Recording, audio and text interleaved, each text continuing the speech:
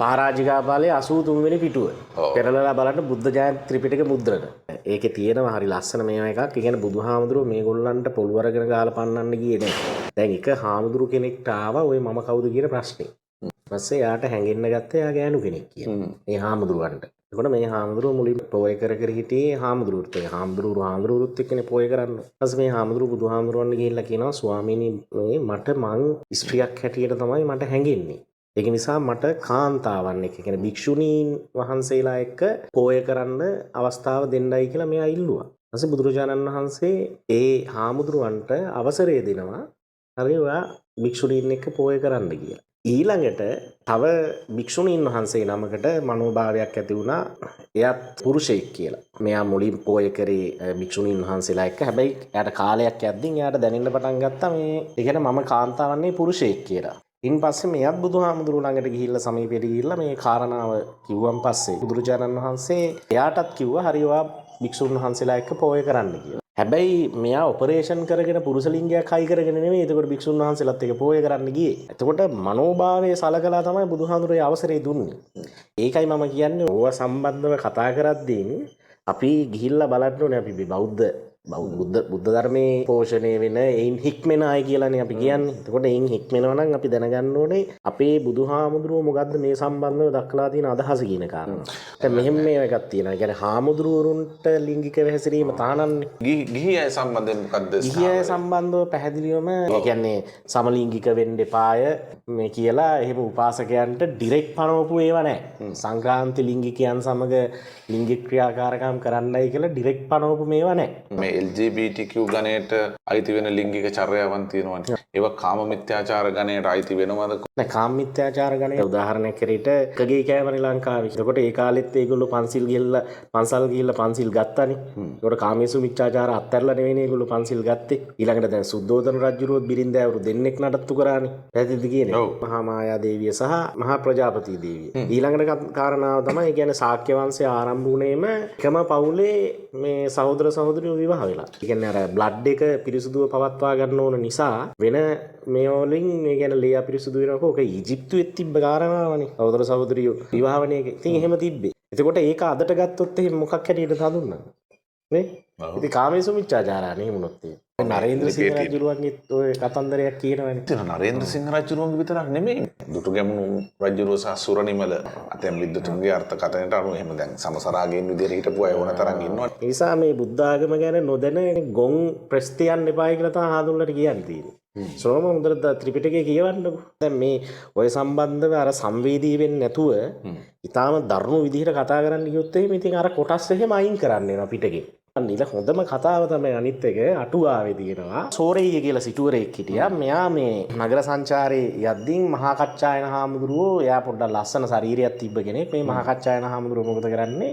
ස්නානය කරනවා පැම් පහසු වෙමින් හිටියේ. මේක දැකලා මෙයා හිතුවා මේ මගේ නෝනටත් මේ වගේ ශරීරයක් තිබ්බනම් හොඳයිනේ කියලා. ඉන් පස්සේ අටුවාව කියන කාරණා තමයි එකෙනෙහිම මෙයාගේ ලිංග පරිවර්තනයක් සිද්ධ වෙලා ගැහණියක් බවට පත් උනායි කියලා. ඉන් පස්සේ මෙයා මේ තක්ෂිලාවට ගිහිල්ලා එහි මිනිස්සු පිරිමි පුරුෂයෙක් එක්ක සිටුවරයෙක් එක්ක විවාහ වෙනවා. විවාහ වෙලා එතන දරුවොත් හදනවායි කියලා කියනවා. ඔකේ තාර බැර ඇරියන් පස්සේ එකපාර මේ කියන්නේ මේ ස්ත්‍රී මනෝභාවයක් ආවයි කියලා මේ ඔපරේෂන් කරන්නේ නැතුව ලිංග විපර්යාස සිද්ධ වෙන්න බෑනේ. හරිද? එතකොට මෙයා උනේ මොකක්ද දන්නවද? මෙයාට ලිංගික මේ කියන්නේ ස්ත්‍රී මනෝභාවය ආවා. ඊට පස්සේ තමයි මෙයා පුරුෂයෙක් එක්ක ගිහිල්ලා විවාහ වුනේ.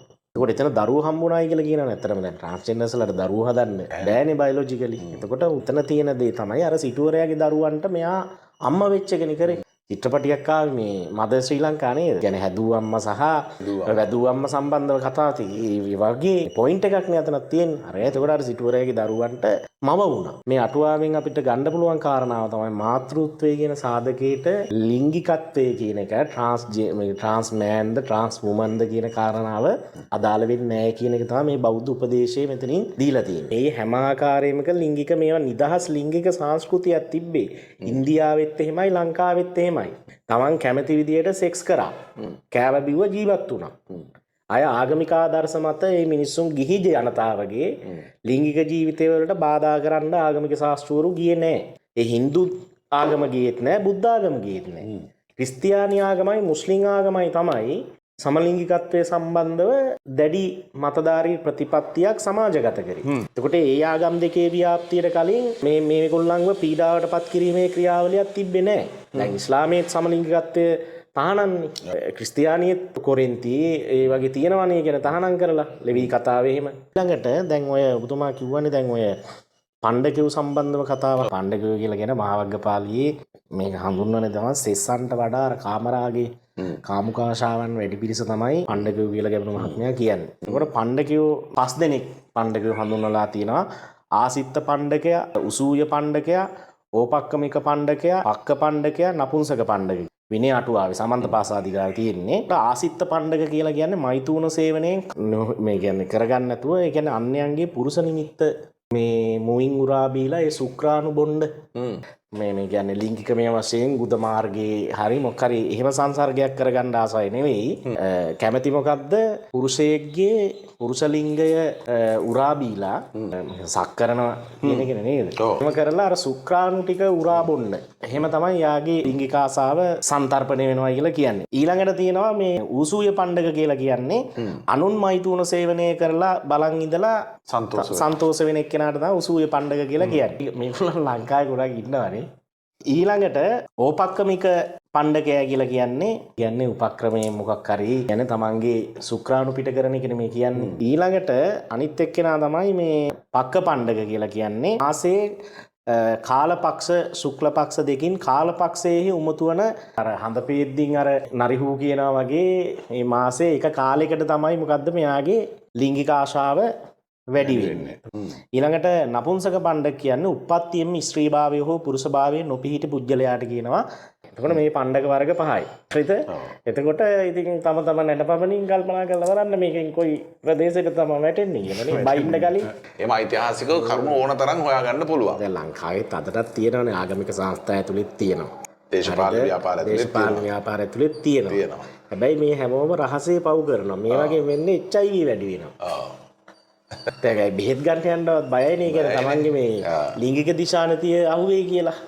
ඊට පස්සේ ප්‍රශ්න ගොඩයි. මං කියන්නේ ඊට වඩා මේක මේ පුළුල් කතිකාවතකට යන්න කල්පනා කරන්න ඕනේ.